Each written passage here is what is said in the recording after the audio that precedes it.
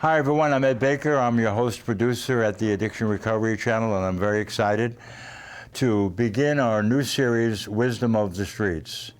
This will be a series that focuses specifically and exclusively on people here in Burlington who are having a difficult time, who are not privileged, who have been disenfranchised, who have been underserved. My hope is that listening to them will help the public to understand them and respond with compassion. Okay, so I'm Ed Baker, and this is the Addiction Recovery Channel. And we're here today. What we're going to do is we're going to begin a series of interviewing our neighbors who are unhoused mainly and living in Burlington to get an idea of who these people really are. Because there's been some coverage lately that really doesn't tell us who they are at all, and we're not happy about that. So my guest this morning is Mandy. Hi, Mandy. Hi. I've known Mandy for a little while. Mandy's going to talk a little bit about herself. Mandy, where are you from? I was born in Burlington. I grew up in Addison County, Virginia. Graduated Middlebury High School. I spent some time in Bristol. I'm Mount Abe. Yeah. So you graduated 2007. Which high school? Middlebury. All right. Okay. And what was it like after graduation? What was your life like? Confusing. I just did not know. It was very unsure. Mm-hmm. I didn't have a clue what to do about anything. I was the first one to go to college in my family. So I didn't really have people that were able to let me know how it would be and to guide me and to turn to ask questions about what I should do in certain situations. And so I had no idea what I was doing at all, and it didn't end up good. Did you say that you were the first one in your family to go to college? Yes. What did you study in college? It was undecided. I really didn't know. I just went because I thought that it was what to do next. And I got in. I got good grades, and I thought that I would figure it out. But I didn't realize that I would need a lot more guidance than I actually than I thought. So yeah, it just didn't work out. And I wish that I had known that you could defer a year or two, because I would have done that. But see, those are the kinds of things that I just didn't even know that you could do. I didn't know anything about it. I didn't know what my options were. I didn't know anything. So I just went, and I just hoped for the best, and the best didn't happen. Well, we're going to talk a little bit about that. Were you, weren't you into athletics too?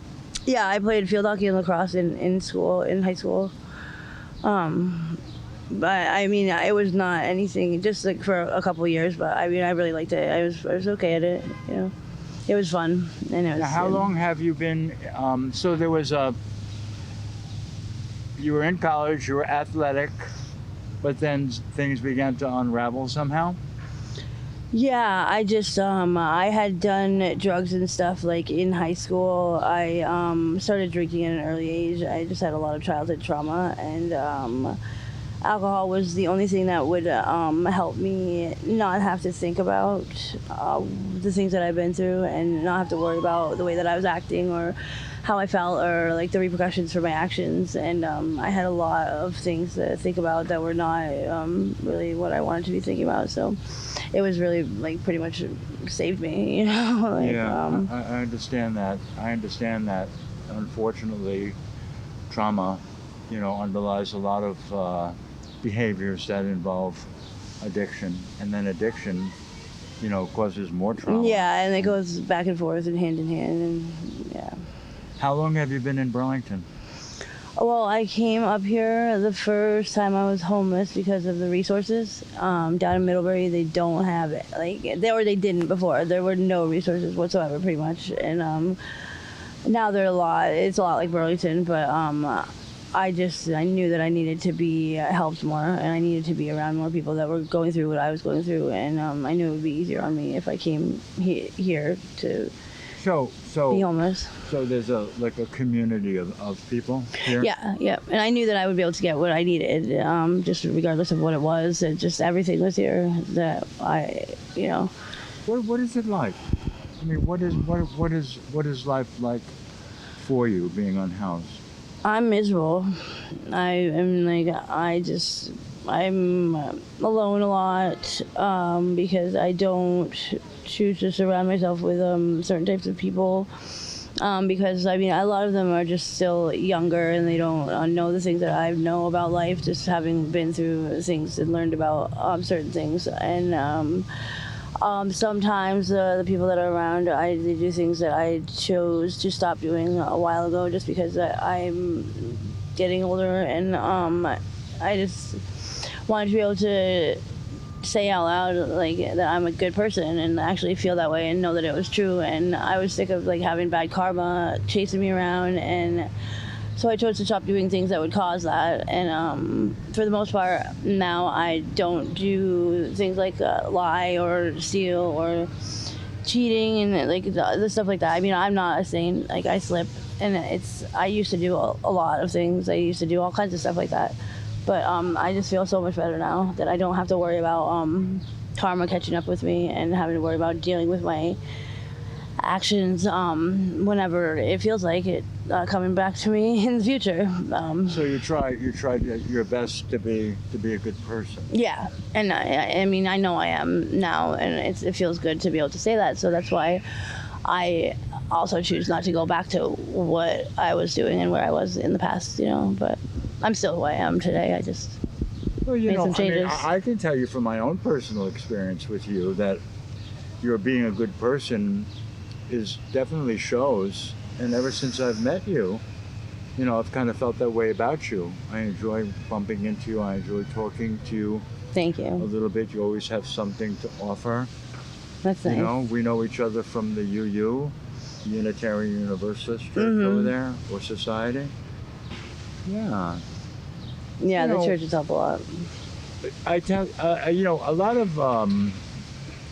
Do you use drugs, Amy? Mandy? Yes. Okay, can you talk a little bit about that? Well, I mean, I don't like. What do you want? What is that like? Well, out here, it's kind of like at some points necessary. It's not like I find it very hard to be in this situation, being homeless and being like sober or not using some kind of substance to get by. Basically, like, I'm not responsible for anything or anyone but myself. I don't have any children, and I live my life as a good person. I don't put out negativity, and I don't try for negative outcomes, and I don't think and want bad things to happen based on my actions. Like, basically, I just try to put out positive energy, and I try to help people in the ways that I can. And like I said, I'm a good person, and I know that. And so I don't see like what is a really huge problem with me wanting to do a little like recreational substance use, because I enjoy it, and I'm not hurting anybody. I mean, yeah, myself, but I mean, I do put money into something that is in general causing bad things to other people, but I mean, that's just a small part of what is bad about it, I think. So I mean, I think what you're saying is that it helps you to cope with some of the difficult things that you face out here. Yeah, and just not just out here, just my entire life. Like, I don't think that I would honestly be alive today if I hadn't had some substances to turn to in the past. Yeah. I've had a really hard life, so. I get that. Do you mean that? Are you referring to suicide? Yeah, I mean, I've never been suicidal, but I think that has a lot to do with the substance use, honestly. Alcohol, especially. From what I see, there's a lot of people out here who unfortunately use drugs in harmful ways.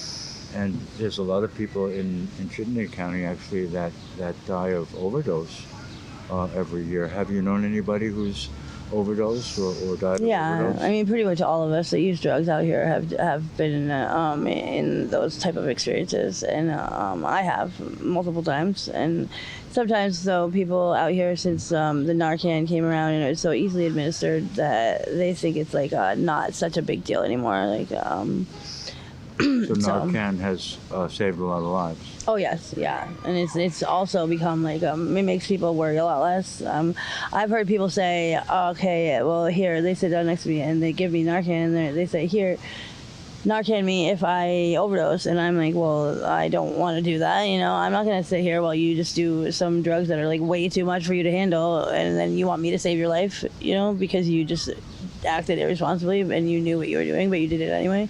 Probably not. You guys go try somebody else. Yeah, I see that. There's a lot of responsibility placed upon your population to take care of each other in ways that you're not really trained to take care of each other. And that's a good example of it, reversing overdose and taking care of someone who may die from a drug overdose. Have you heard about the idea of an overdose prevention center?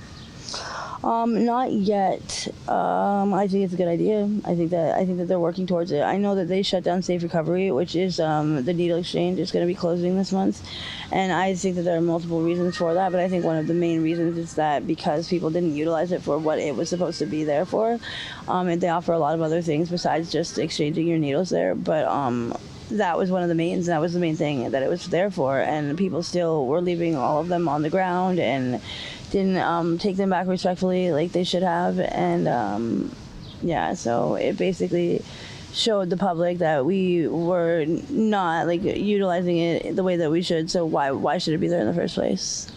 Yeah, I think I hope another place will open. Well, I think that'll give room for another place to come out, because I think maybe two places that were similar to the same thing, maybe it was a little too much, and I don't know if the overdose prevention center would be run by the Howard Center, and the needle exchange was run by the Howard Center, so maybe the Howard Center didn't want to do the other one, so maybe that's why they agreed to shut down and then let somebody else take responsibility for that type of situation. Well, you're part of the population. You talk to people out here all the time. Do you think that people who use drugs would use an overdose prevention center Yes. if it were set up? I know they would. I know they would. Yeah. Yep. And I think that they need to stop talking about it. They need to do it, because that's what a lot of the problem is that this city is just like, they know what they need to do and they just don't do it. They just talk about it and it doesn't never get done. So yeah, I think it seems like it's taking a little bit. Yeah, I mean, there's only so long you can talk about something. It's like that city place that they've been building for 20 years, but I mean, I would be happy with Macy's, but they shut that down to build this building that was like, is now still in the works, and there's, So tell me, because I wonder about it. Well, what is it like? It looks like people who are unhoused, actually, sleep outside at night and, need to find places to go during the day and just to be, you have to be. And what I see is a lot of times people are getting kind of moved from one place to another and then moved from that place to another place. What is that like to kind of always be asked to move from one place to another? Well, they've gotten a lot lighter about it, but I just know that I've done circles around the city for years now, and basically, you go to a place and you get to stay there for the first night it's usually not a problem, and then after a couple nights they definitely, like the weekends usually, if you find a good spot they'll let you stay sometimes just for the weekend, but Monday morning you need to be out by the time that the people get into work, or else it's going to be a problem. And people just overstay their welcome and they leave trash behind and they leave dirty needles and they go to the bathroom at these places and they don't clean up their mess. And I think that things would be a lot different if we did all clean up our mess, because basically they would never know that we were there. But yeah, so I just I know that some of the spots that I used to spend time at, or everybody did, I go back to them when I'm alone, because those spots now, when people are not gathering there, are not really the spots where they pay attention to. So it's nice to be, you can go back to those places if you're by yourself or just with another person or two, and just be calm and relaxed and quiet. and you can probably get away with a few more days. But So that's interesting. So you have a sense of where to go and when to go there? yeah, There's less people there? basically because you just like away privacy? from the group of people, away from the whole group. But Yeah. they end up they're not far behind wherever you end up going, because yeah. When was the last time you lived in a stable housing situation?